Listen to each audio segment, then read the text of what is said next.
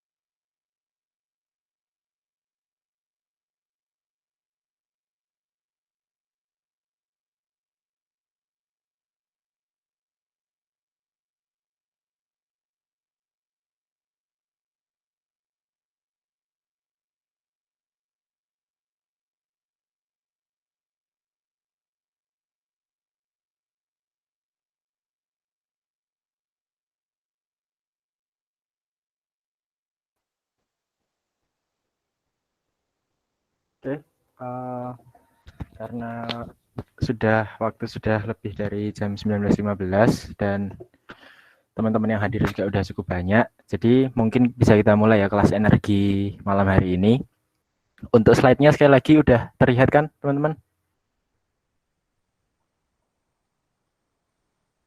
Sudah. Sudah ya.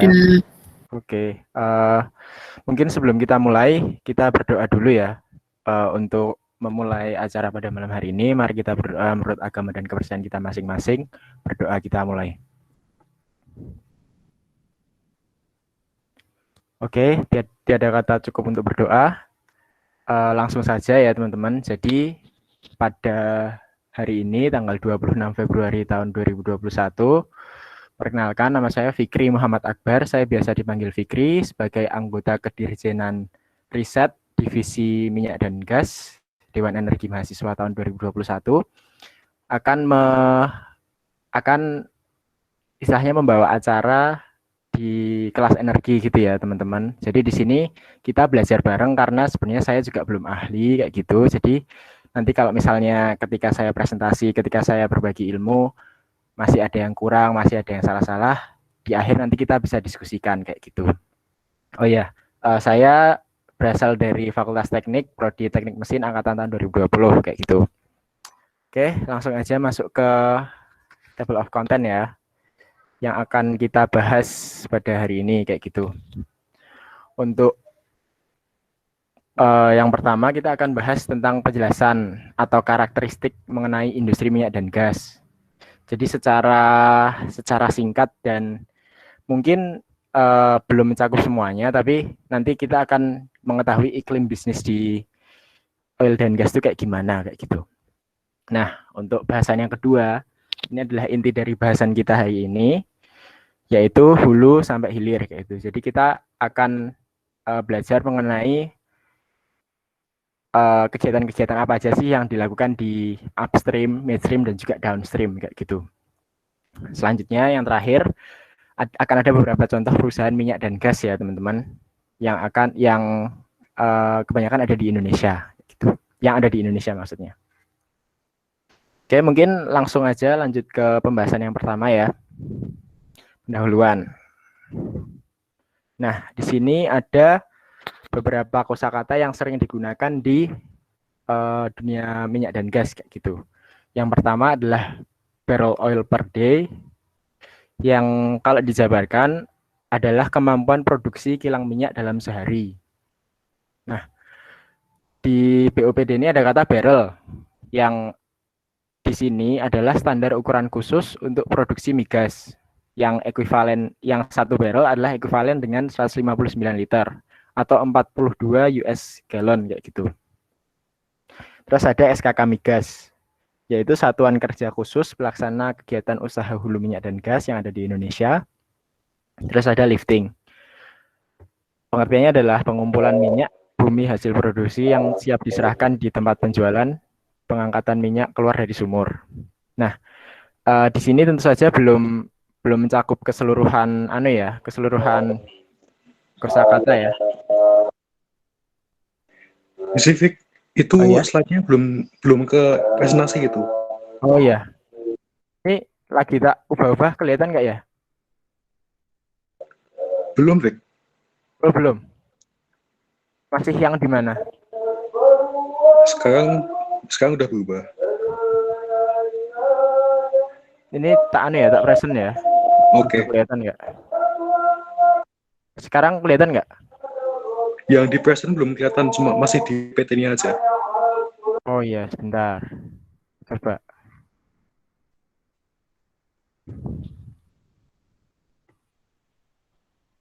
Hmm,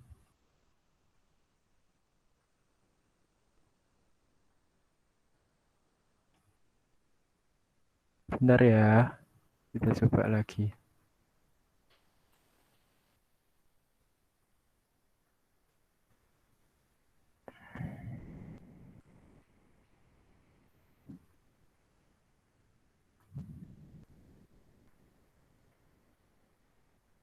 Sekarang udah terlihat belum? Udah tak present ini. Sudah. Udah. Coba. Udah tak pindah. Kelihatan nggak ya? Kelihatan, Vic. Makasih. Oke. Maaf ya teman-teman. Oke, dilanjutin aja. Jadi tadi sampai lifting. Lifting itu tadi sudah ada pengertiannya di layar, pengumpulan minyak bumi hasil produksi yang siap diserahkan ke tempat penjualan atau pengangkatan minyak keluar dari sumur.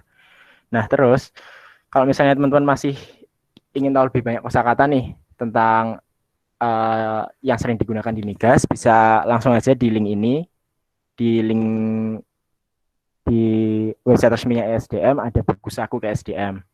Itu mencakup semuanya yang kalau misalnya istilah-istilah yang teman-teman masih penasaran kayak gitu. Oke, langsung aja lanjut ya ke karakteristik industri minyak dan gas. Nah, yang pertama, industri minyak dan gas itu tergolong sebagai investasi yang besar. Kenapa? Karena nilai investasinya itu bisa mencapai miliaran US dollar kayak gitu. Nah, itu kok bisa sih kenapa? Soalnya minyak dan gas ini sangat berpengaruh ya buat kehidupan kita di dunia ini, kehidupan global ini. Sumber energi mayoritas masih menggunakan minyak dan gas kayak gitu. Meskipun memang pastinya kita akan mengusahakan buat transisi ke green energy kayak gitu. Tapi nggak bisa dipungkiri bahkan sampai tahun 2030 nanti mayoritas sumber energi di Indonesia itu kemungkinan masih akan ada di tangan minyak dan gas kayak gitu. Oke. Selanjutnya adalah high risk. Industri migas ini memiliki risiko yang tinggi dalam cukup banyak aspek ya, terutama keselamatan, reputasi dan juga lingkungan. Pastikan teman-teman juga udah sering dengar kan tentang dampak-dampak apa aja yang dihasilkan migas ke lingkungan. Terus udah ada cukup banyak insiden yang mungkin mempengaruhi keselamatan yang ada di industri migas kayak gitu. Nah, hal itu tentu aja nanti hubungannya ke reputasi perusahaan kayak gitu. Itu karakteristik industrinya. Yang kedua, lalu yang ketiga adalah high return. Nah, di sini high return kenapa? Hal ini disebabkan karena demand yang tinggi kayak gitu. Kembali ke tadi, migas masih berperan sebagai sumber energi yang cukup besar gitu di Indonesia dan di dunia. Makanya demand-nya masih tinggi. Terus yang keempat adalah long term business. Jadi dari investasi pertama kali revenue didapatkan itu membutuhkan waktu yang lama kayak gitu. Dan akan lebih lama lagi untuk menuju ke break even point atau BEP. Biasanya bisa mencapai lebih dari 20 tahun kayak gitu. Oke, yang terakhir adalah dampak global yang besar. Oke, tak lanjutin ya teman-teman. Lanjut ke inti dari bahasan kita malam ini, yaitu penjelasan secara mendetail mengenai hulu hingga hilir. Oke, di sini udah ada ilustrasi yang memberitahukan secara singkat nih dari ketiga sektor minyak dan gas itu kegiatan-kegiatan apa aja sih yang dilakukan. Nah, bisa dilihat ya teman-teman, kalau di upstream itu adalah biasa disebut juga exploration, drilling, and production kayak gitu. Yang dimana upstream ini fokus ke mencari minyak, memproduksi minyak sebelum ditransportasikan kayak gitu. Intinya itu. Lalu yang tahap kedua adalah midstream atau transportasi dan juga penyimpanan. Setelah minyak tadi diproduksi, setelah diproduksi di upstream, minyak tadi akan diproses dan juga ditransportasikan ke tempat-tempat yang dituju kayak gitu. Midstream merupakan sektor yang sangat penting ya buat industri migas karena biasanya mayoritas lahan minyak itu ada jauh dari peradaban kayak gitu. Makanya transportasi ini jadi salah satu aspek yang vital. Selanjutnya ada downstream. Setelah ditransportasikan oleh sektor downstream ini akan di refine kayak gitu, akan dikategorikan lagi sesuai dengan produk-produknya kayak gitu. Lalu akan dijual ke consumer. Oke, langsung aja kita lanjutkan ke upstream. Nah, seperti yang udah aku bilang tadi ya teman-teman, upstream ini kegiatan intinya adalah mencari, mengangkat, dan memproses minyak dan gas dari bawah permukaan hingga ke permukaan tanah kayak gitu agar siap buat transportasi. Tahapan ini biasa disebut juga dengan exploration and production atau ENP. Oke, di upstream ini ada 6 tahapan nih teman-teman. Ada 6 langkah kayak gitu. Yang udah ada di layar itu ada licensing, exploration, appraisal, development, production, and abandonment. Itu apa aja sih? Nanti tentu aja bakal dibahas secara detail, tapi mungkin akan aku kasih gambaran sekarang ya.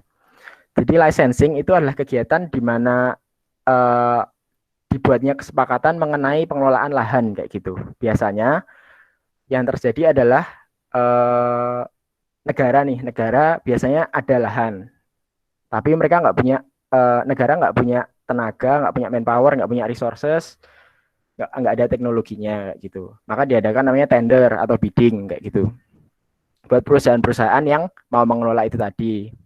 Hal itu dilakukan sampai ketemu perusahaan yang pas dan cocok, sehingga nanti ada kesepakatan untuk mengelola lahan tersebut. Selanjutnya adalah eksplorasi kayak gitu. Eksplorasi itu apa? Seperti namanya ya, aktivitas untuk mencari minyak dan gas di reservoirnya di bawah bumi yang ada di lahan tersebut. Lalu appraisal. Appraisal itu apa? Ketika minyak dan gas ini berhasil ditemukan, akan dilakukan appraisal, yaitu aktivitas yang akan mengkategorikan atau diukur lebih dalam lagi sebenarnya lahan ini bisa memproduksi seberapa banyak sih, karakteristik yang dihasilkan kayak gimana sih, kayak gitu. Selanjutnya ada development. Development setelah ditentukan karakteristik lahannya, produk yang dihasilkan, volume yang dihasilkan. Development ini adalah membangun infrastruktur yang diperlukan buat mengangkat dan memproduksi minyak dan gas itu tadi. Selanjutnya adalah production, aktivitas untuk mengekstrak dan mengambil minyak dan gas dari permukaan tanah. Lalu yang terakhir adalah abandonment. Abandonment, ketika kontrak sudah selesai, pengelola akan menutup sumur minyak secara permanen dan juga mengembalikan lahan sebagaimana asalnya kayak gitu. Terus di sini ada contoh perusahaannya ya teman-teman, Pertamina Exploration and Production dan juga Selam Bersih sebagai service company-nya kayak gitu.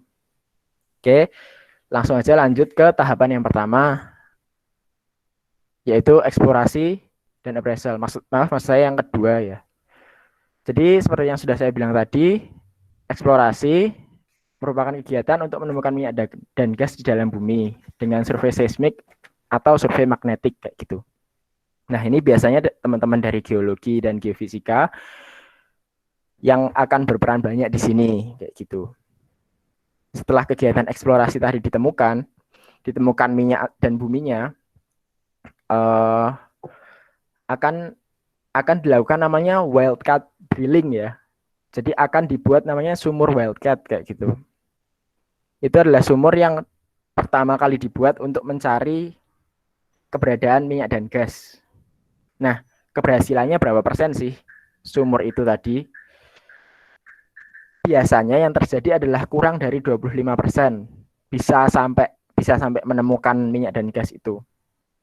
Nah, misalnya nih udah ditemukan, akan dilakukan namanya appraisal,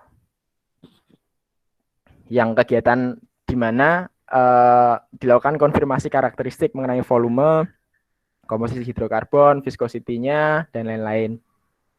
Barulah setelah itu infrastruktur bisa dibangun. Oke, lanjut ke ini gambaran bagaimana eksplorasi atau survei seismik tadi dilakukan. Jadi di gambar yang paling kiri ini ya teman-teman, itu ada vessel, ada kapal seismik kayak gitu. Jadi gimana sih cara kerjanya, kok apa kapal itu bisa tahu kayak gimana struktur tanah di bawahnya kayak gitu. Nah, hal itu terjadi dilakukan dengan tentu saja tenaga ahli dari geologis dan geofisikis yang ada di kapal tersebut ya. Jadi itu pakai alat namanya geofone. Itu akan mengeluarkan getaran, konsepnya hampir sama kayak ekolokasinya kelelawar. Jadi mengeluarkan getaran, terus dipantulkan ke atas kayak gitu, sinyalnya ditangkap lagi, terus hasilnya itu yang di gambar kedua ini teman-teman, seismic 2D imaging. Nah ini nanti akan hasilnya ini masih hasil kasar kayak gitu, masih hasil yang uh, belum sesuai lah, belum sesuai dengan keadaan yang sebenarnya kayak gitu. Ini mungkin masih ada getaran yang disebabkan oleh mungkin hewan laut, kapal lain kayak gitu. Oke, selanjutnya para para ahli akan memodeling ya, gimana sih keadaan yang ada di bawah kayak gitu. Gimana sih hidrokarbon yang ada di bawah itu terletak di mana, struktur tanahnya kayak gimana, yang nantinya modeling ini akan digunakan untuk drilling kayak gitu. Membuat strateginya. Gitu teman-teman buat gambaran seismik dan drilling. Oke, aku lanjutin. Nah, ini ya. Jadi setelah minyak tadi sampai nih, udah dapat minyaknya. Itu ada dua tipe cadangan minyak. Yang pertama proved atau terbukti dan unproved. Maksudnya apa sih proved tuh? Jadi proved itu maksudnya ketika data yang didapatkan itu sudah sangat kuat kayak gitu. Jadi kemampuan produksi reservoirnya itu secara bisa ekonomis gitu lah, bisa profitable dan didukung juga oleh uji produksi dan juga uji lapisan.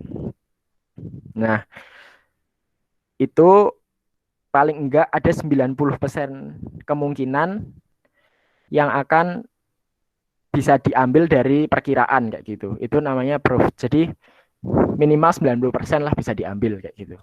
Minyak dan gasnya. Oke. Selanjutnya unproved ya. Di sini unproved sebenarnya menggunakan data yang sama untuk mencari yang proved kayak gitu. Tapi secara teknik, ekonomi, kontrak dan regulasinya itu masih belum tentu kayak gitu. Masih belum jelas apakah akan able gitu loh buat di drill. Nanti akan dibagi lagi menjadi dua nih, possible dan juga probable. Kalau possible, jadi ini ada salah satu contoh kasus ya. Jadi ini nggak satu-satunya kasus yang akan mengkategorikan sebuah sumur itu possible dan probable kayak gitu. Reserve dalam daerah suatu formasi yang telah terbukti produktif di daerah lain pada lapangan yang sama, tapi daerah tersebut dipisahkan oleh patahan dan interpretasi geologi. Menunjukkan bahwa daerah itu lebih tinggi dari daerah yang produktif. Jadi maksudnya ada karakteristik tanah yang sama nih di di lahan lain kayak gitu. Dan itu sudah terbukti produktif. Nah, di sini memiliki karakteristik yang sama dengan dengan perbedaannya yaitu agak lebih produktif sedikit. Nah, terus kalau tadi proof minimal 90% bisa di recover kayak gitu. Kalau possible ini sekitar 50% bisa di cover kayak gitu. Lalu yang terakhir adalah probable. Salah satu contoh kasusnya adalah reserve dalam formasi yang produktif berdasarkan pada data log atau core, tapi produksinya di bawah produksi komersial. Jadi secara komersial belum sesuai sama spesifikasi kayak gitu. Ini sekali lagi masih salah satu kasus dari cukup banyak kasus ya, yang untuk mengkategorikan sebuah sumur itu possible atau probable. Dan kemungkinannya untuk yang probable ini sekitar 10% yang bisa direcover. Kayak gitu. Jenis cadangan minyak. Oke, tak lanjutin.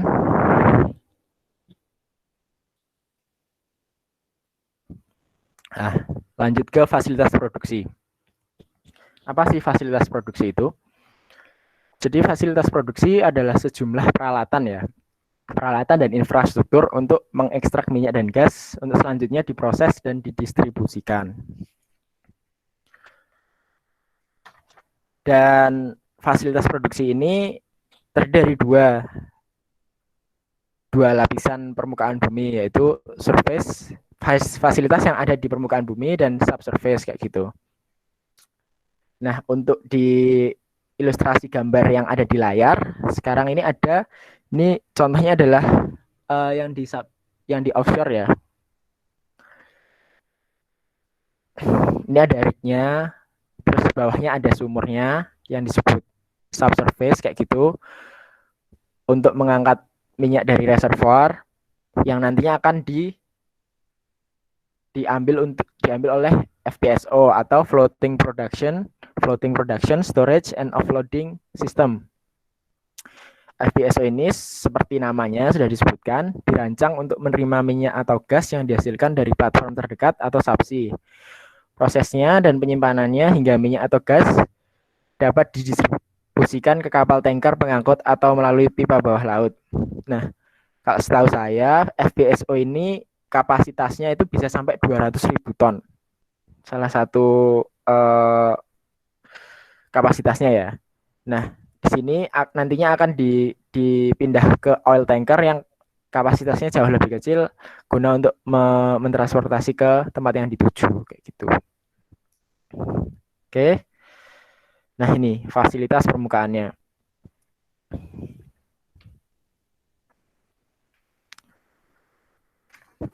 Ini yang biasa disebut rig ya, teman-teman.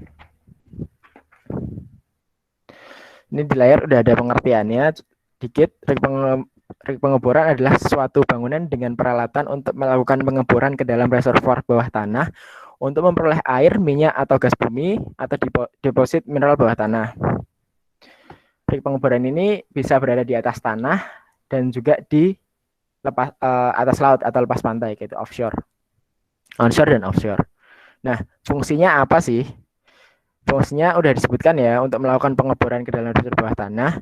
Dan di sini ada beberapa sistem yang akan bekerja gitu di rig ini. Yang pertama adalah hoisting system. Hoisting system itu apa? Hoisting system itu fungsinya untuk menaik turunkan tubular pipa keluar masuk sumur. Jadi yang mengangkat dan menurunkan pipanya kayak gitu. Lalu yang kedua, ada power system, seperti namanya. Gunanya adalah sebagai sumber tenaga yang biasanya menggunakan sumber tenaga diesel. Yang ketiga, rotary system, yang gunanya adalah memutar mata bor dan juga pipa-pipa yang ada di dalamnya. Lalu ada blowout prevention system, yang tujuannya adalah mencegah blowout kayak gitu. Lalu yang terakhir adalah circulation system.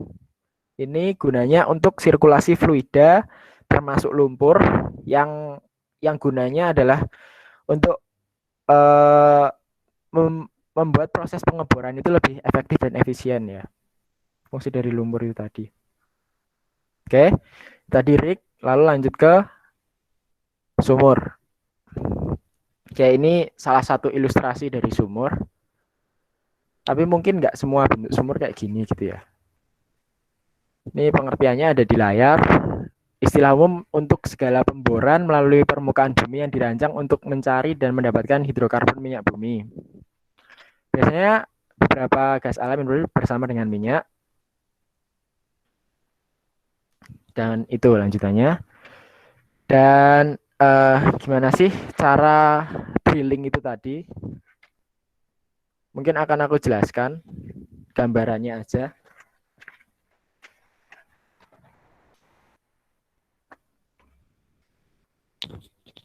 Jadi sumur itu dibuat dengan cara mengebor ya, mengebor ke bawah tanah yang menggunakan bor kayak gitu, yang berputar namanya drill bit. Nah, terus setelah selesai di drill, itu nanti akan ada casing. Casing itu kayak pipa terbuat dari baja yang akan menutupi lubang itu tadi. Terus juga diamankan menggunakan semen kayak gitu. Kayak gitu terus lubangnya nanti akan semakin mengecil sampai ke reservoir yang dituju. Nah, setelah sampai ke reservoir minyak dan gasnya, ada tahapan namanya itu completion. Completion itu apa? Completion itu adalah proses di mana sumur ini disiapkan untuk memproduksi minyak dan gas. Jadi ini nanti akan berfungsi untuk mengangkat minyak dan gas untuk naik ke atas dan menghindari material-material yang tidak diinginkan, misalnya pasir kayak gitu. Nah, ini ada beberapa jenis sumur ya kayak gitu. Yang pertama ada sumur produksi. Ini sumur yang mampu menghasilkan minyak bumi, gas bumi, atau keduanya. Terus alirannya dari bawah ke atas kayak gitu. Lalu ada sumur injeksi. Sumur injeksi itu apa? Sumur injeksi merupakan sumur yang dipakai untuk menginjeksi fluida tertentu ke dalam formasi. Biasanya digunakan untuk nge-recover tingkat produksi yang paling tinggi kayak gitu. Nah, ini aliran fluidanya dari atas ke bawah. Terus ada juga sumur vertikal. Ini sumur yang lurus dan memanjang secara vertikal. Ini sumurnya dengan tujuan untuk mencapai reservoir kayak gitu. Sama kayak sumur berarah atau deviated well. Nah, ini yang kayak namanya ya. Sumur yang secara geometri ini sebenarnya nggak ada bentuk lurus vertikalnya. Bentuknya S, J, atau L. Terus ada juga sumur horizontal. Merupakan sumur yang memiliki bagian yang berarah horizontal dan merupakan bagian dari deviated well tadi. Oke, aku lanjutin. Nah, di sini ada grafik gambaran dari masa produksi di industri upstream minyak dan gas.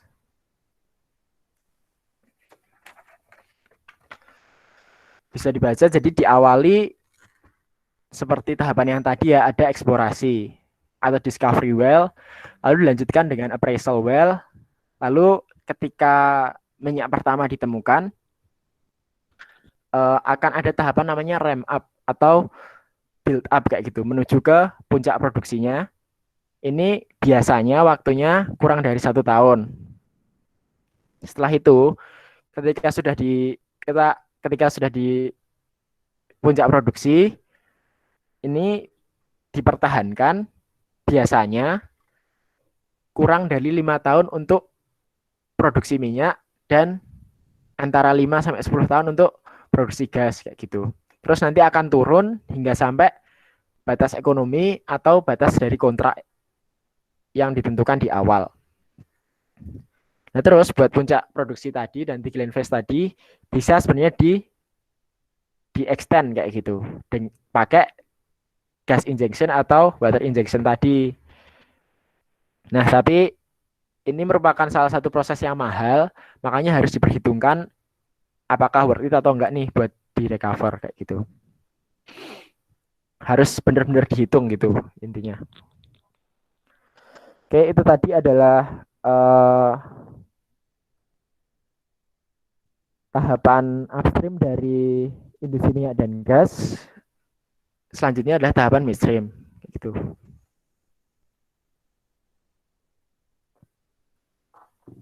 Seperti yang udah aku kasih tahu di awal tadi ya. Midstream tahapan di mana minyak dan gas bumi yang udah diproduksi akan didistribusikan kayak gitu. Distribusikan dan diproses ya. Seperti nama lainnya tadi di awal adalah transportation and storage. Menggunakan jalur pipa, jalur rel, jalan menggunakan truk atau tanker vessel kayak gitu. Nah, terus untuk contoh perusahaannya sendiri itu ada PGN LNG di Indonesia atau perusahaan gas negara liquid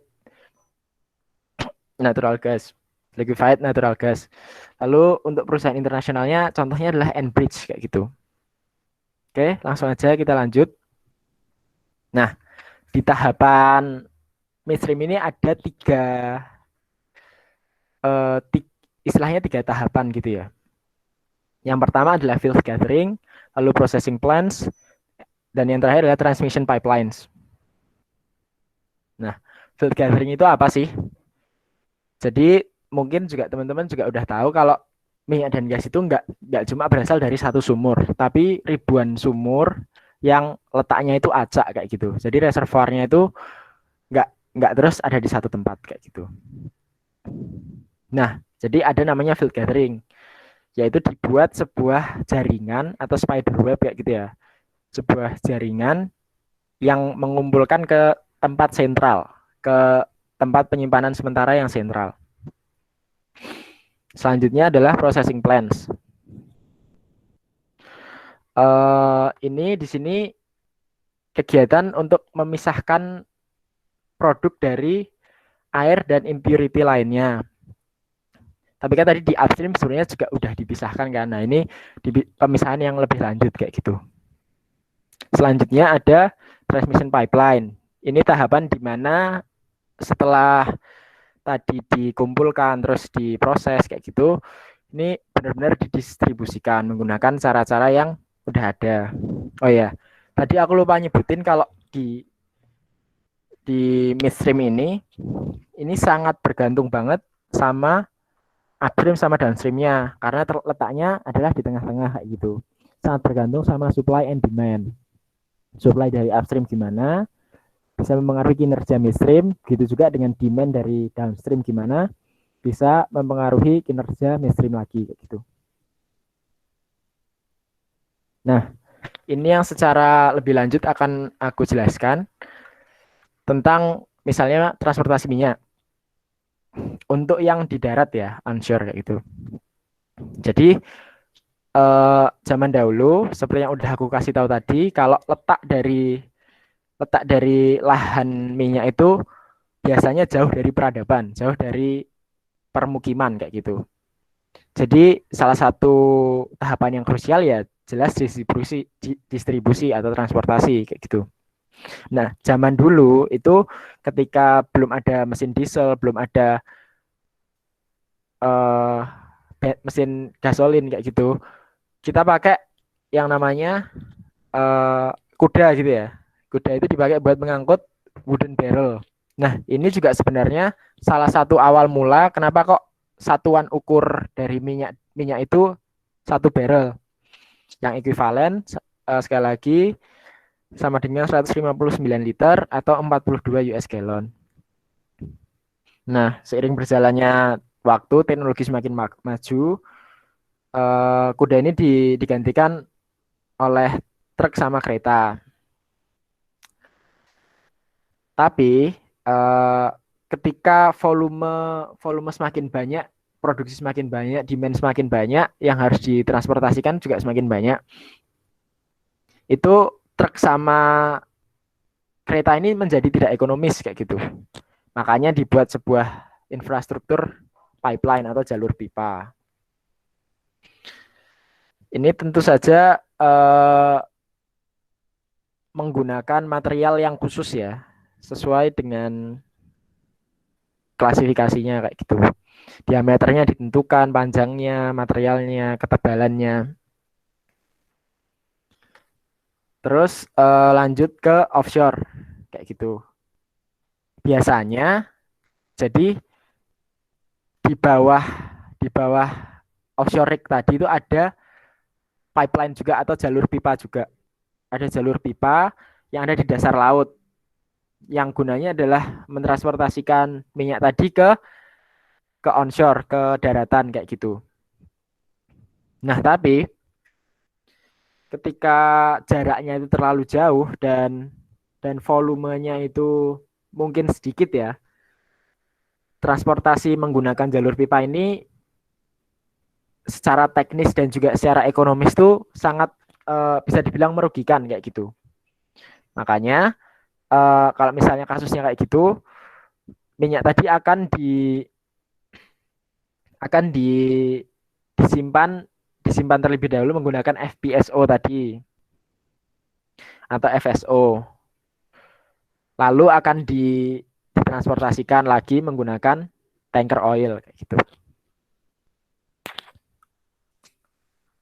Oke, lanjut ke transportasi gas. Jadi awalnya itu gas itu sebenarnya adalah sebuah byproduct ya. Byproduct dari flaring kayak gitu. Terus ternyata gas ini bisa dijual, bisa dijadikan uang. Yang membeli adalah perusahaan petrokimia dan juga pembangkit energi kayak gitu. Makanya gas transportation jadi diperlukan. Jadi gas itu bentuknya kan bukan cair ya, namanya aja gas. Nah itu harus segera ditransportasikan menggunakan jalur pipa, entah itu onshore atau offshore kayak gitu. Tapi kalau misalnya jaraknya terlalu jauh tadi, seperti kasus di offshore oil tadi, jalur pipa ini menjadi tidak ekonomis lagi. Nah, di sini gas akan dimampatkan gitu ya, dikondens gitu ya, dibekukan, istilahnya dicairkan sampai ke suhu bisa sampai 162 derajat Celcius yang nantinya akan mengurangi volumenya itu sampai 600 kali. Nah, inilah yang namanya LNG atau liquefied natural gas. LNG bisa ditransportasikan itu menggunakan tanker minyak. Kapal tanker. Nah, itu menggunakan storage system khusus, cryogenic storage system khusus, jadi didesain biar bisa menahan gas itu tadi. Oke, itu tadi tahapan sektor midstream ya teman-teman. Lanjut ke downstream kayak gitu.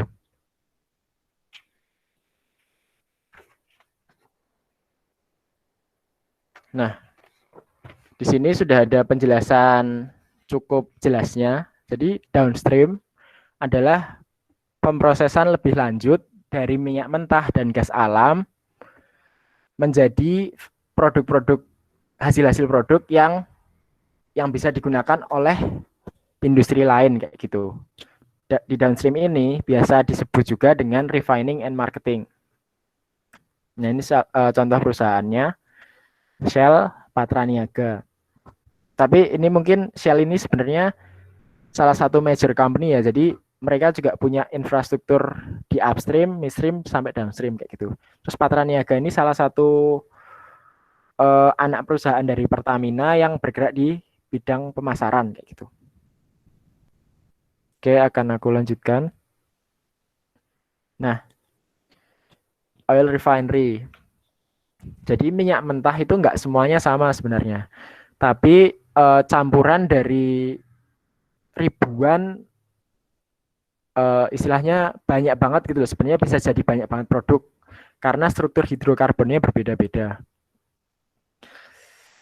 Semua semuanya itu tadi punya punya ukurannya sendiri, punya beratnya sendiri, terus boiling temperature-nya itu juga berbeda. Nah, terus gimana cara membedainnya kayak gitu. Nah, ada namanya tahap refining. Nah, di refining sendiri itu ada kurang lebih 5 tahap. Yang pertama adalah distilling. Distilling ini jadi dimasukkan ke boiler ini ya. Bukan boiler namanya apa? Distiller.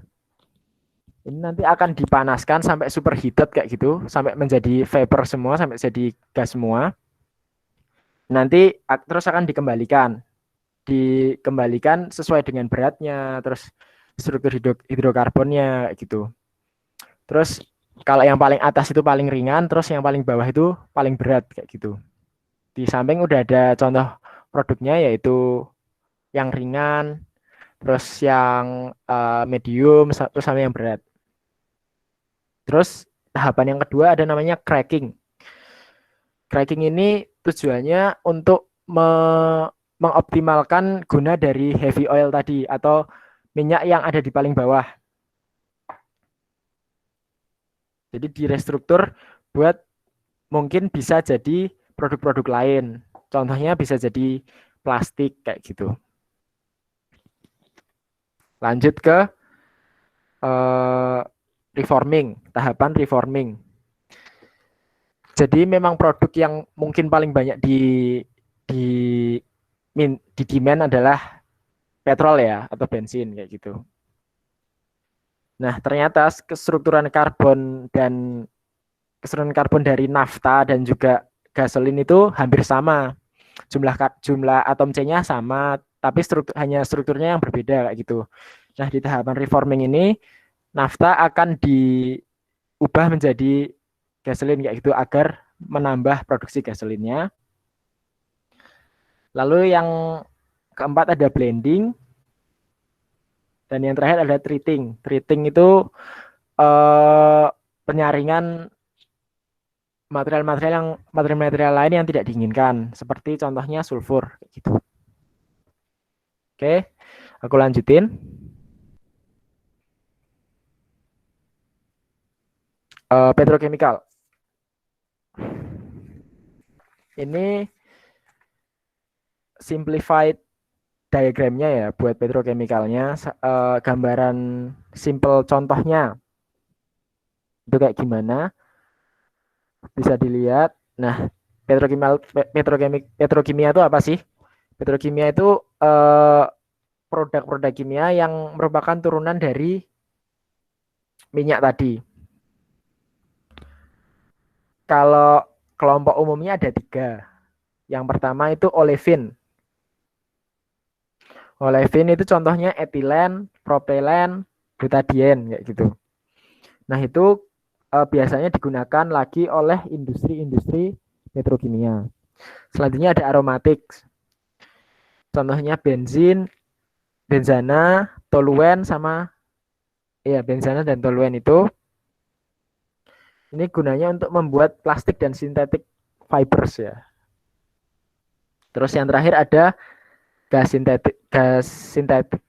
sintesis yang biasanya adalah campuran dari CO dan hidrogen ya gitu. Untuk membuat amonia dan metanol. Tak lanjutin. Nah, marketing. Ini merupakan salah satu kegiatan inti di downstream. Marketing ini memiliki target pasar, yaitu ada 2 target pasar. Yang pertama ada komersial dan juga retail consumers kayak gitu. Apa sih consumer yang komersial tuh emangnya apa aja kayak gitu? Yang sudah disebutkan tadi yaitu pabrik-pabrik petrokimia dan juga pabrik-pabrik industri, terutama power plant kayak gitu ya. Terus juga pesawat, terus truk, apa ya, armada-armada transportasi itu termasuk komersial. Nah, inti dari kegiatan marketing ini sebenarnya adalah penjualan dari distribusi dari produk akhir tadi ke konsumer kayak gitu, konsumen. Oke, ini mungkin sebelum kita masuk ke perusahaan migas, contoh perusahaan migas, akan aku rekap ya dari inti bahasan malam ini tadi, yaitu batasan-batasan apa aja sih yang ada di upstream, midstream, dan juga downstream kayak gitu. Jadi sebenarnya batasannya itu tidak begitu jelas, zona abu-abu gitu, jadi nggak terlalu jelas. Jadi contohnya, bisa aja jalur pipa yang tadi ada di transportasi midstream tadi, itu bisa aja dimiliki oleh perusahaan upstream, atau dimiliki oleh perusahaan midstream tapi yang independen, kayak gitu. Terus LNG industri liquefied natural gas tadi biasanya dikategorikan sebagai perusahaan midstream atau downstream. Tapi ada namanya floating LNG atau struktur yang ada di atas laut gitu ya, yang sekarang ini udah masuk ke kategori upstream. Terus mungkin, oh ya, nah jadi memang ada cukup banyak perusahaan-perusahaan yang perusahaan-perusahaan besar yang memang terjunnya itu nggak cuma di satu bidang, nggak cuma di satu sektor, nggak cuma di upstream, nggak cuma di midstream, dan nggak cuma di downstream kayak gitu. Namanya Integrated Oil and Gas Companies. Ini perusahaan-perusahaan yang udah besar, yang udah major, yang bergerak di 3 sektor tadi. Kalau ada contohnya, ya contohnya Shell, ExxonMobil, dan Petronas kayak gitu. Oke, lanjut ke contoh perusahaan. Nah, di sini aku akan menampilkan secara singkat aja ya, dan mungkin nggak terlalu mendetail karena memang tujuan dari bahasan kita malam ini kan kita bisa mengetahui industri hulu dan hilir kayak gitu. Jadi ini beberapa contoh perusahaannya. Yang pertama adalah Pertamina. Teman-teman tahu sendiri ya, Pertamina itu perusahaan BUMN di Indonesia yang dulu pada tahun 1957 itu namanya Permina kayak gitu. Terus ini ada sejarah-sejarah yang sebenarnya kurang lengkap kayak gitu ya. Tapi biar teman-teman tahu sebenarnya timeline dari Pertamina secara garis besar itu kayak gimana. Oke, dan Pertamina ini tuh bergerak di tiga sektor tadi ya. Ini ada ilustrasinya, ada di upstream, terus di midstream, dan juga di downstream. Terus Pertamina ini juga ada anak perusahaannya. Bisa dilihat di bawah gambar itu ada untuk perusahaan upstream ada Pertamina EP, terus Pertamina Hulu Energi, Drilling Services, Pertamina Hulu Indonesia kayak gitu. Lanjut di midstream juga bergerak Pertamina Gas. Terus di downstream ada Patraniaga, retail, lubricants, dan lain-lain. Ini gambaran dari perusahaan Pertamina ya teman-teman. Lanjut ExxonMobil. Nah, ExxonMobil ini salah satu perusahaan yang cukup besar ya di dunia karena memang udah mencapai perusahaan global, dan pada tahun 1898 akhirnya memutuskan untuk membuka kantor pemasaran di Indonesia. Tapi baru mulai eksplorasi di sekitar tahun 1912. Terus pada tahun 2001 menemukan cadangan minyak sebesar 450 juta barrel nih di Banyu Urip di Blok Cepu. Baru bisa produksi tahun 2008 kapasitas 20.000 barrel minyak per hari. Barulah di tahun 2016, maaf bentar. 2016 produksi POD-nya bisa sampai sebesar 165.000. Oke, yang terakhir adalah PGN. PGN ini juga merupakan member dari Pertamina ya. Bisa dilihat juga sejarahnya secara garis besar kayak gitu. Dari awal berdiri sebenarnya perusahaan swasta Belanda, terus pada tahun 2011 bisa bikin anak perusahaan kayak gitu. Nah terus PGN ini sebenarnya juga ada anak perusahaan lainnya. Kayak misalnya di bidang hulu ada PGN Saka, terus midstream ada PGN LNG kayak gitu. Terus juga di downstream ada PGN Gagas kayak gitu. Nah, itu tadi merupakan perusahaan-perusahaan yang bergerak di migas ya, di Indonesia terutama. Nah, mungkin itu aja presentasi dari saya dan mungkin pastinya masih banyak yang belum sempurna ya teman-teman. Jadi kalau misalnya masih ada yang perlu didiskusikan atau kira-kira teman-teman ada pertanyaan boleh banget. Kalau misalnya mau on mic, mau on cam juga boleh atau di kolom chat aja juga nggak apa-apa kayak gitu. Oke, mungkin langsung aja ya buat pertanyaannya. Kira-kira ada yang mau tanya atau enggak?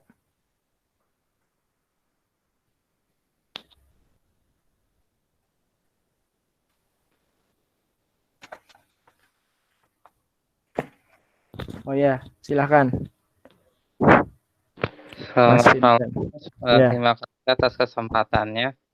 Menarik banget ya Mas PPT-nya tadi. Ini pertanyaan umum aja sih Mas. Menurut Mas dari keilmuan Mas sendiri itu, kalau di Indonesia itu kan ada daerah potensi migas yang lumayan banyak ya. Tapi apakah ada faktor kayak lingkungan atau faktor lainnya yang harus kita pikirkan juga selain daerah itu kaya akan potensi migas gitu. Mungkin bisa disesuaikan juga dengan mesin reaktornya ya Mas. Mas mungkin lebih paham soal itu. Terus pertanyaan saya yang kedua Mas, itu soal minyak jelantah akhir-akhir ini kan lagi ngetren ya Mas ya. Penggunaan minyak jelantah itu kalau misalkan dihubungkan dengan petroleum tadi, prosesnya itu apakah bisa ya Mas ya? Itu saja Mas dari saya. Makasih banyak Mas.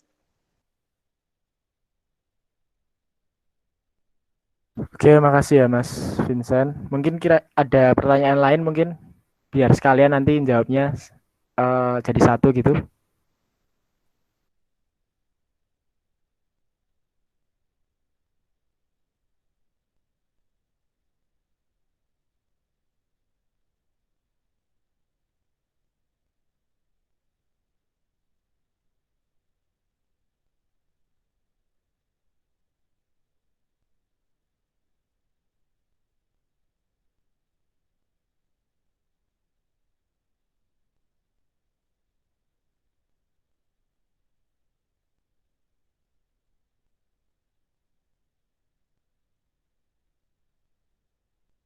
Oke, mungkin aku jawab dulu ya pertanyaan tadi.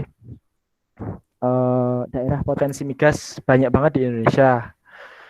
Kalau nggak salah sekarang ini Indonesia masih masih kurang sampai puluhan basin gitu ya sebenarnya berpotensi bisa diambil migasnya tapi belum belum bisa diambil kayak gitu. Yang harus dipertimbangkan pertama kalau pemerintah ini 2021 ini lagi gencar-gencarnya buat merealisasikan investasi migas nih.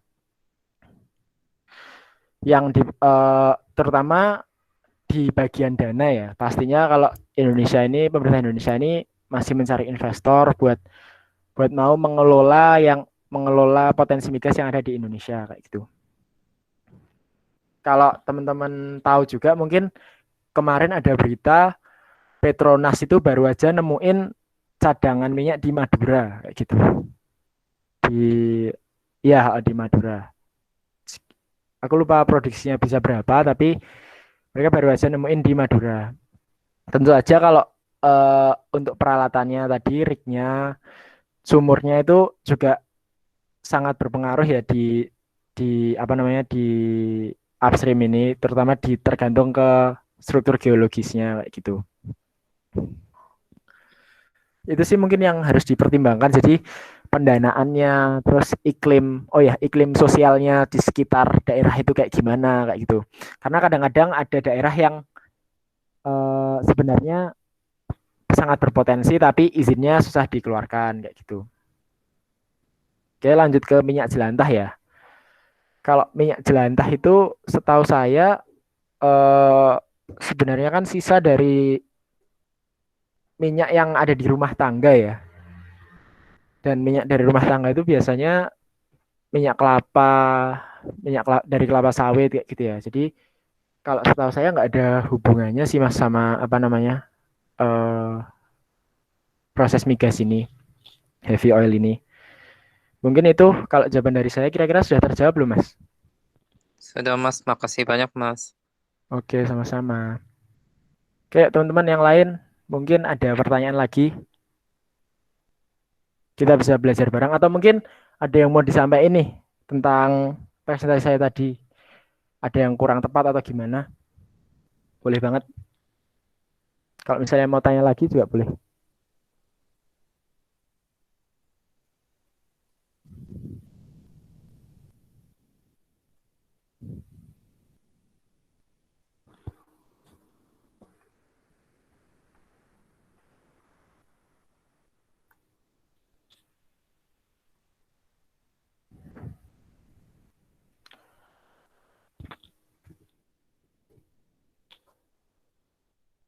Langsung ketik aja boleh ya teman-teman kalau misalnya mau tanya. Atau langsung on mic juga boleh. On cam juga boleh apalagi.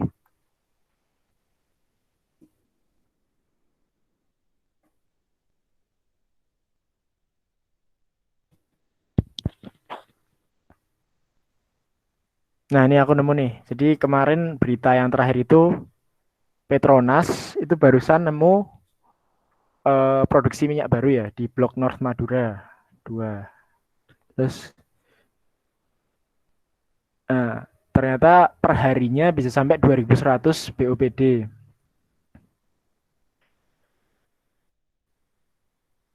Lumayan. Maksudnya untuk mencapai target negara yang eh, lifting minyaknya cukup banyak targetnya, akhirnya bisa ditemukan baru.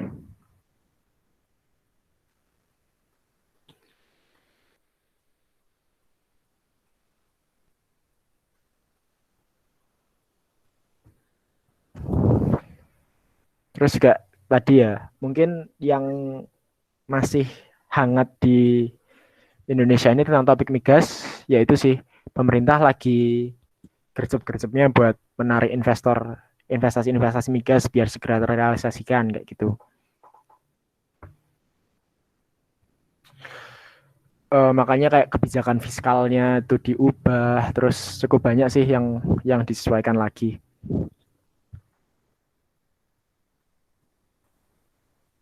Jadi mungkin teman-teman yang minat mungkin tertarik antusias di kategori migas ini, ada yang mau bertanya atau menyampaikan sesuatu?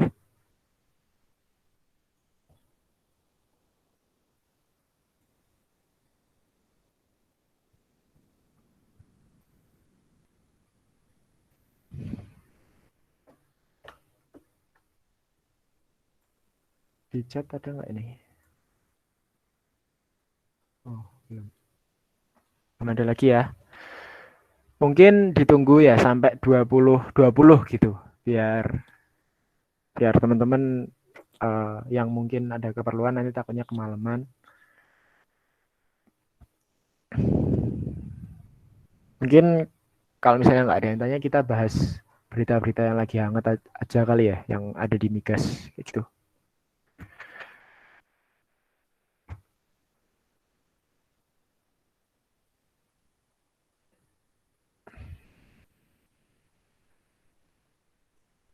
Oh ini nih, ada salah satu yang menarik.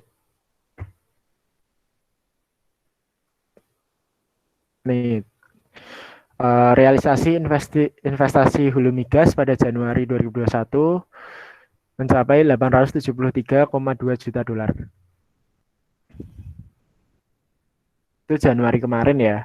Ternyata realisasi investasinya udah mencapai 800 lebih juta dolar, dan itu baru 7% dari target awalnya, yaitu 12,38 miliar dolar. Agak jauh sebenarnya, tapi ya lumayan untuk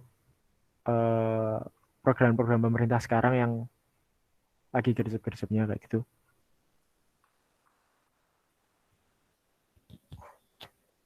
Oke, ini ya Mas, ya boleh. Monggo. Jinanya Mas, kalau boleh tahu nih Mas, pandangan mungkin Mas sendiri atau mungkin beberapa pengajar yang Mas tahu terkait perkembangan energi selain migas yang secara tidak langsung jadi lawannya migas nih. Itu pandangan di mata orang-orang yang berkecimpung di dunia migas itu kayak gimana ya Mas? Baik di hulu maupun hilir. Soalnya kan kompetitor nih itu dinanya. Itu gimana Mas? Itu pertanyaan bagus ya. Ya emang secara nggak langsung nggak bisa dipungkiri memang migas itu ada lebihnya, tapi juga ada kurangnya juga kayak gitu. Kurangnya salah satu dampak yang paling penting buat dunia ini malahan buat lingkungan kayak gitu. Maka dari itu secara tidak bisa dihindari kayak gitu, dunia ini pastinya bakal beralih dari fossil fuel, dari yang tadinya menggunakan migas sebagai sumber energi utama kayak gitu, itu pasti nantinya akan bertransisi menuju ke green energy gitu ya. Tapi seiring dan nantinya tuh transisi itu membutuhkan sebuah proses, di mana prosesnya nggak terus setahun terus bisa ganti semua sedunia kayak gitu, karena masih banyak juga riset yang harus dilakukan untuk bisa mengoptimalkan EBT itu tadi atau green energy itu tadi. Kalau misalnya dibilang lawan, sebenarnya kalau menurut saya pribadi malah harusnya saling melengkapi sih Mas, karena migas itu, kekurangan di migas itu bisa dihindari oleh EBT gitu ya. Terus kalau di EBT mungkin masalah utamanya adalah penyimpanan kayak gitu, terus kayak penyalurannya nggak bisa jauh-jauh kayak gitu, ada di migas kayak gitu. Jadi kalau saya pernah baca di salah satu artikel gitu ya, salah satu petinggi SKK migas mengatakan kalau pasti nanti Indonesia ini akan juga ikut bertransisi kayak gitu, akan ikut berpindah dari fossil fuel ke green energy kayak gitu.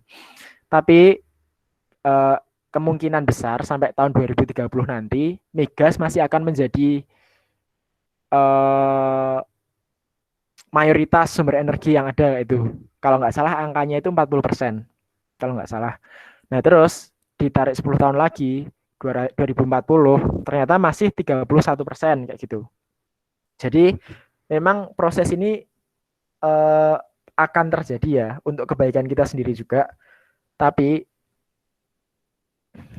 ya itu, kita nggak bisa langsung untuk berpindah ke EBT, kecuali tiba-tiba ada terobosan teknologi baru nih yang bisa memecahkan masalah-masalah yang ada di EBT kayak gitu dalam 2 tahun lagi atau 3 tahun lagi. Nah itu mungkin bisa.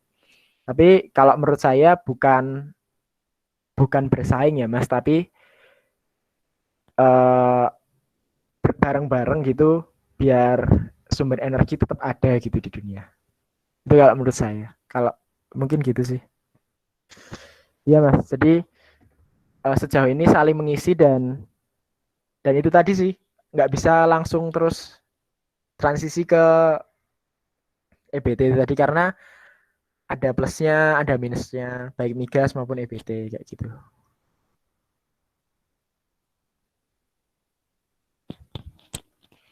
Oke, itu mungkin sudah terjawab belum, Mas? Oke, siap. Nah, oh ya ada yang raise hand nih, satu lagi nih. Oke, Mas Lukman Aulia Rahman. Ya Mas, izin bertanya. Kemarin kan saya sempat ya Mas ya, baca-baca di Instagram itu ada kasus kalau nggak salah di Jawa Timur itu ada kesalahan pemboran, itu solusinya itu dengan ditutup dengan plat baja gitu Mas. Apakah solusi cara-caranya itu sudah benar atau bagaimana Mas? Terima kasih. Oke, jadi ya itu kemarin ada apa namanya, ada kasus itu ya, blow up ya.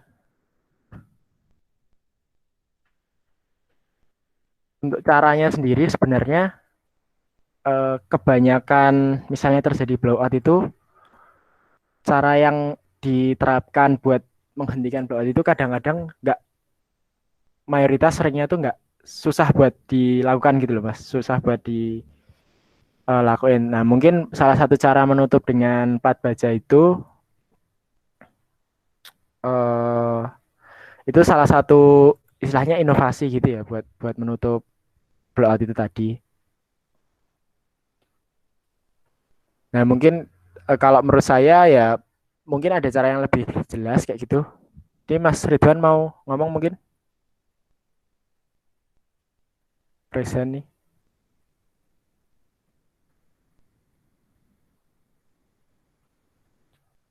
Makanya itu tadi ada namanya blowout preventer system yang tujuannya buat mencegah blowout itu terjadi. Itu sih mungkin. Ada yang mau nambahin mungkin? Atau tanya lagi? Mas Ridwan Ali Akbar ini present. Mau tanya kah? Oh enggak kayaknya.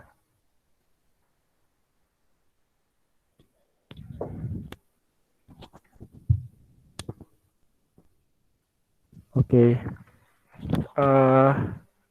Mungkin pertanyaan terakhir nih dari teman-teman. Sampai 2025 ditunggu ya.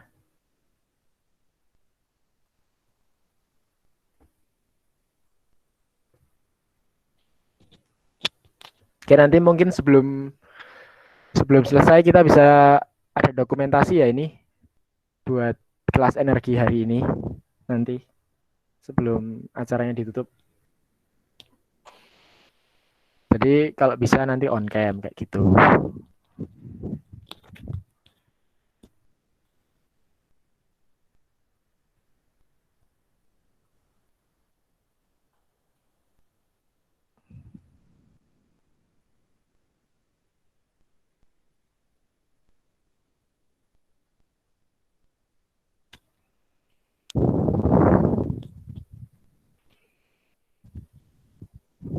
Masih ditunggu ya ini sampai 2025. Kalau misalnya udah, nanti aku akhiri aja, terus kita tutup dengan berdoa. Habis itu kita dokumentasi dulu. Sebelum itu kita dokumentasi dulu maksudnya.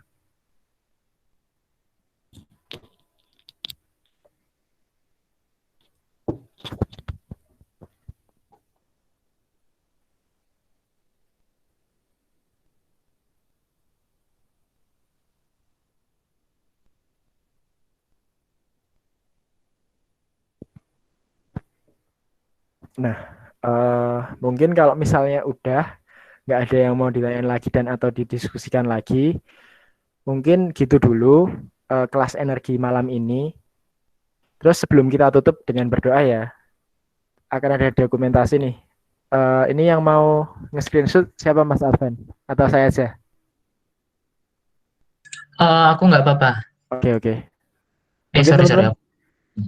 Mungkin teman-teman bisa on cam dulu yuk. Bentar, Oke, Mas. kita game dulu.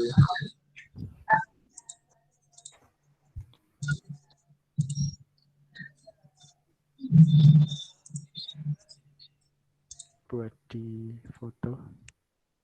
Ayo on cam.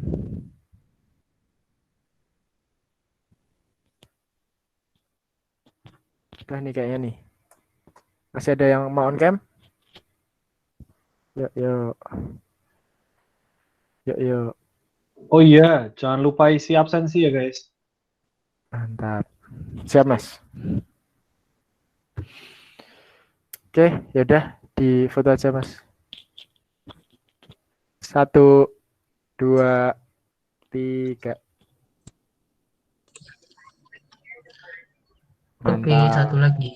Ya, satu lagi yuk. 1, Yuk. 2, 3. Dan Oke. Sekali lagi makasih ya teman-teman buat kehadirannya malam hari ini. Maaf bila kalau misalnya tadi materi ada yang kurang, terus mungkin ada jawaban yang kurang menjawab. Semoga di kelas energi hari ini kita bisa sama-sama belajar dan juga bisa berguna buat selanjutnya kayak gitu. Mungkin itu dulu dari saya sebelum kita tutup kelas energi hari ini. Mari kita berdoa mulai. Berdoa cukup. Ya, cukup sekian. Selamat malam teman-teman. Bisa live ya. Selamat malam. Terima kasih Fikri. Terima kasih teman-teman. Ya. Terima kasih semuanya. Makasih. Terima kasih, Mas. Terima kasih.